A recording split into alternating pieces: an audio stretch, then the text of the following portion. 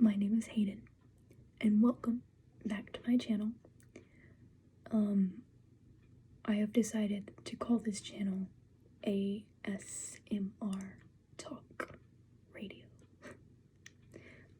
Today's video is soft spoken because as I don't have a microphone yet, and I found using the one on my headphones is a bit harder than not.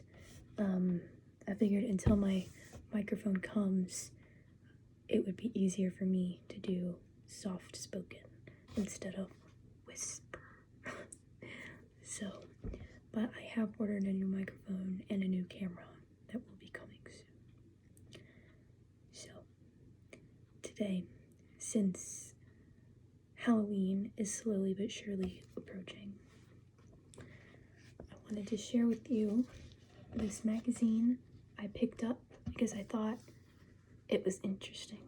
Jack the Ripper, the world's most notorious cold case. If you like spooky things, then I think you will enjoy this.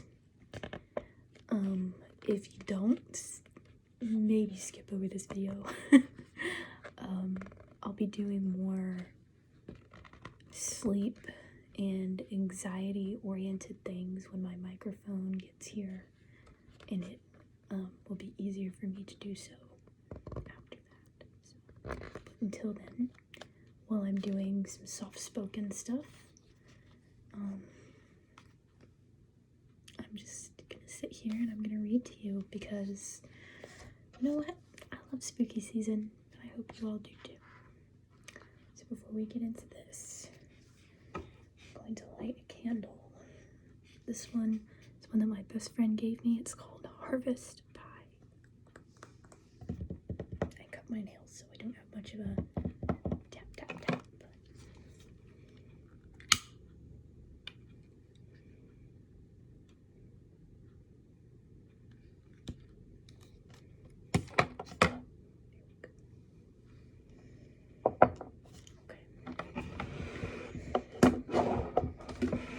I decided to record this in the daylight as opposed to the nighttime so I don't freak myself out before I have to go to sleep, because I tend to have early classes on most days. So let's get started, shall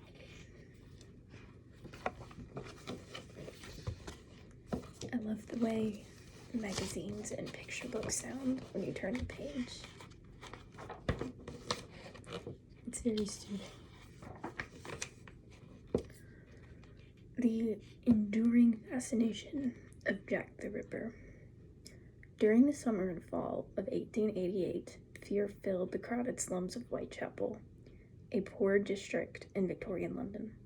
Police found one body, and then another. Women who lived in the neighborhood and worked as prostitutes. The brutal crime shocked the city of London and set off a search for a killer that has lasted more than 100 years. This picture is so pretty. I don't know if that's what I should be focusing on when reading a history magazine about Jack the Ripper, but I like the pictures. The women had been brutally murdered, with the last one the most mutilated of all. The police searched the crime scenes for clues and scrambled to find a reliable witness who could lead them to a suspect. What the police uncovered always led to suspects with credible alibis. The press, which followed the cases with a mixture of concern and sensationalism, reflected the frustration of many in Whitechapel who wanted to feel safe again, even in a neighborhood known for its poverty and crime. As the killings and the manhunt went on, a London news service received a letter, purportedly from the killer. In it, he gave himself a nickname that has continued to stir dread and fascination: Jack the Ripper. Jack taunted the police for their inability to catch him and promised to keep ripping until he was caught. The killing did continue for several more weeks. Then, murders that seemed to match Jack's MO stopped. Killings in Whitechapel and other parts of London went on, but none seemed to fit the pattern of Jack's gruesome work. Some people tried to connect him to the Ripper, but many students of the case pinned just 5 or 6 murders on Jack. Official records attribute only 5 accepted victims to Jack the Ripper. He seems to have disappeared after 1888. Perhaps he died, fled the country, or was locked up for other crimes. Or perhaps he simply decided to stop killing and resume a normal life. Whatever happened to him, his identity remains a mystery. But for more than a century, this most famous of cold cases has inspired scores of questions and theories about Jack. Students of the Whitechapel murders wonder, who was Jack? How many women did he actually kill? Why did he kill?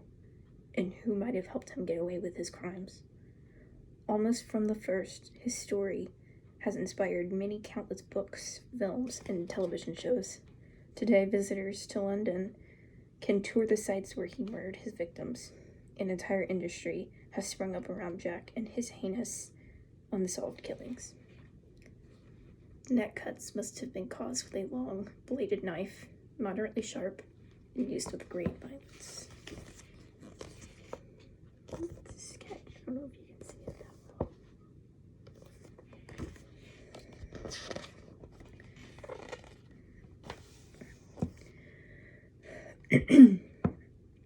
Meanwhile, amateur sleuths and retired police officers continue to develop theories, uncover what they say are hard facts to back them, and even turn to science, DNA analysis, to try to determine once and for all who Jack the Ripper was. From the beginning, the difficulty of identifying Jack the Ripper led to some outlandish and unsavory theories. The arrival of large numbers of immigrants during the mid and late 19th century stirred anti-Semitism.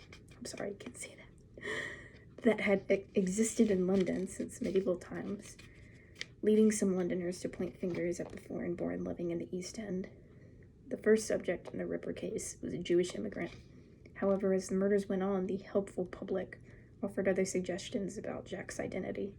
The murderer was actually a large ape that roamed the streets, or a member of an East Indian sect, killing the women for body parts.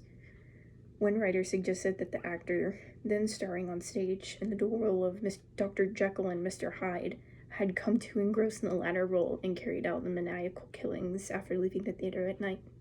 Several psychics wrote to the police, claiming they had seen the killer. The removal of internal organs figured prominently in the murder of Annie Chapman, the second murder attributed to the Ripper. Her autopsy showed that Jack had cut out her uterus.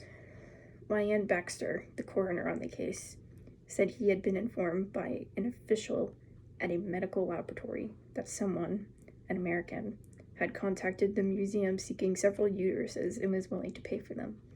Evidently, the unnamed American had approached another institution as well and had been rebuffed both times.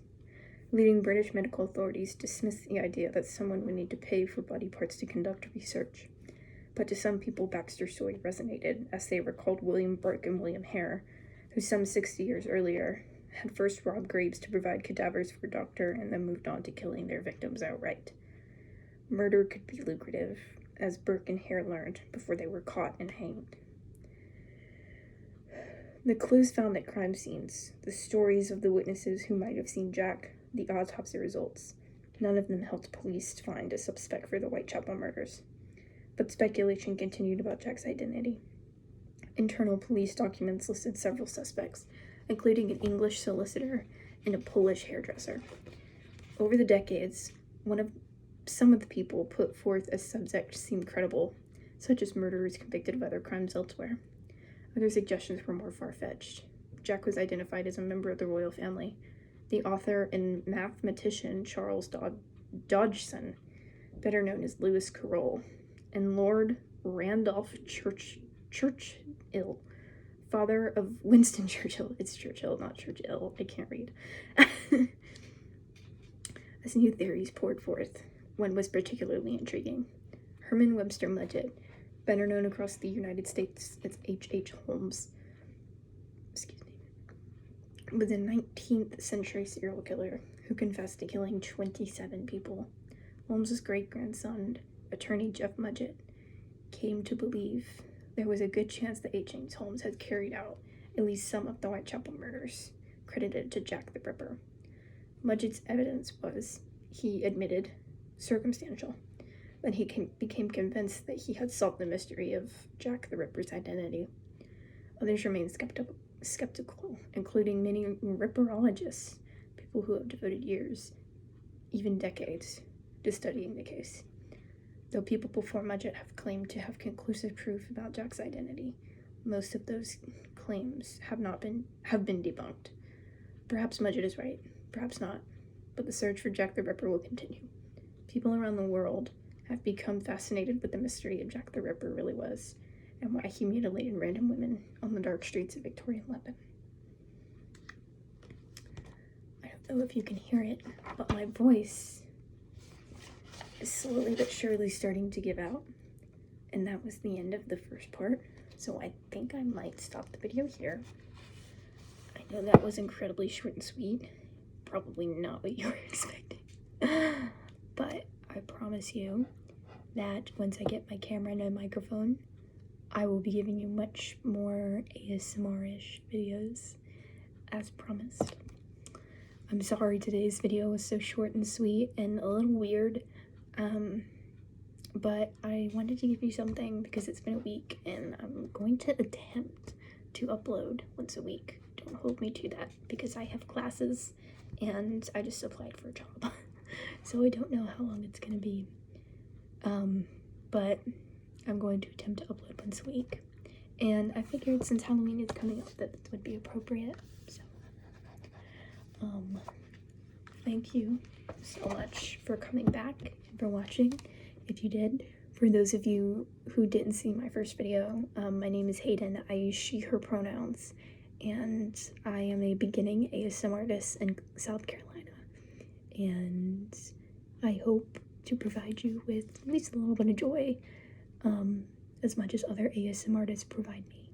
So I hope you enjoyed this video, and if you did, perhaps considering joining our little family that I've started here and hitting the subscribe button. Never thought I'd be saying that. Never thought I'd be one of those people. But anyway, I hope you all have a great day. I hope you're having a great week. Happy Wednesday. Take care of yourself. Have some water if you haven't already today. I'm going to be chugging this after I turn off my camera because my voice is slowly but surely starting to go.